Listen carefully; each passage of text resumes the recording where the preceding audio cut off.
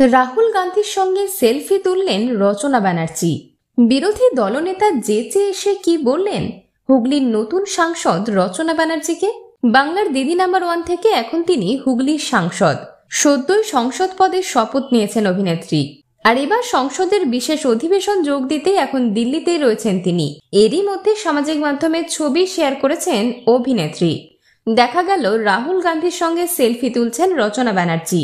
এই বিষয়ে অভিনেত্রী জানান, আসলে আমি নিজের একটি ছবি তুলছিলাম, তখন উনি নিজে থেকেই এগিয়ে এসে বললেন, আমি তোমার ছবি তুলে দিচ্ছি। আমার তো ভীষণ মাটির মানুষ বলে মনে হলো ওনাকে। ব্যক্তিগত স্তরে ওনাকে চিনি না, তবে মনে হলো মানুষটা খুব ভালো। সংসদের বাইরে প্রথম দিন একাধিক ছবি তুলেছেন অভিনেত্রী। তিনি জানিয়েছেন, শুধু ছবি তুললে তো হবে না, কাজটা করতে হবে। সংসদে কথা বলতে হবে যাতে হুগলির সমস্যার সমাধান হয়। সাহায্য কতটা পাবো জানি না, কিন্তু আওয়াজ তুলতে হবে। সবে কাজ শুরু করেছি, প্রথমেই তো গোল মারা যায় না, একটু সময় নিয়ে দেখে বুঝে নিই সবটা। বিনোদন জগতের আরো অন্যান্য খবর নিয়ে ফিরছি, জুড়ে থাকুন আমাদের সঙ্গে।